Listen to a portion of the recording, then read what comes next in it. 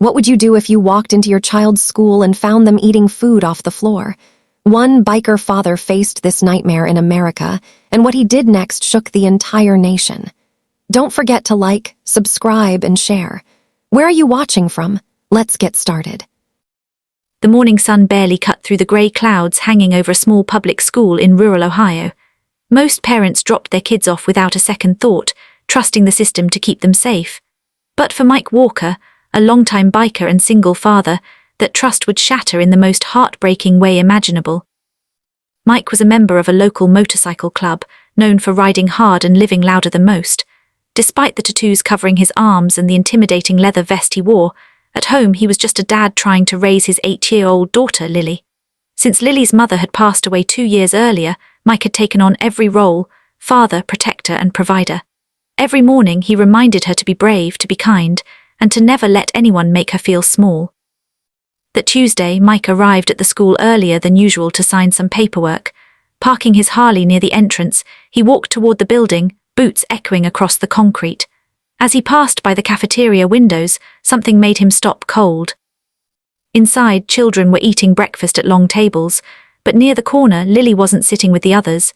She was crouched on the floor, picking up bits of food with her hands.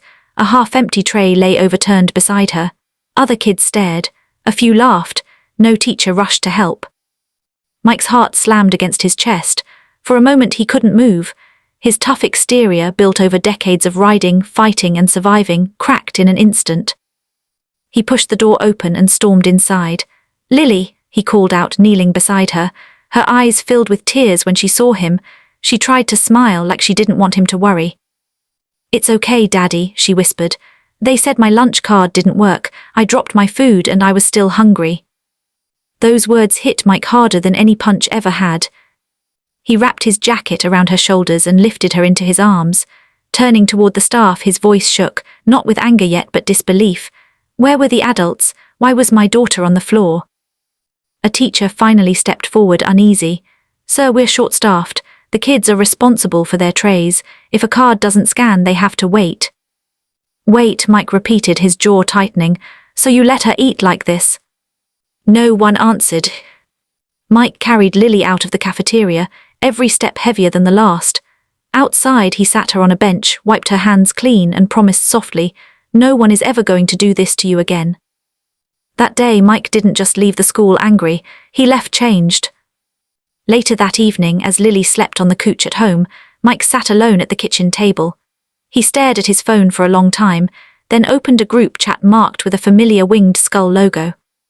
He typed just one message: "They made my little girl eat off the floor at her school." Within seconds, messages started pouring in. And deep in the night, the low rumble of motorcycles began to echo far beyond Ohio, though the school had no idea yet what was coming next.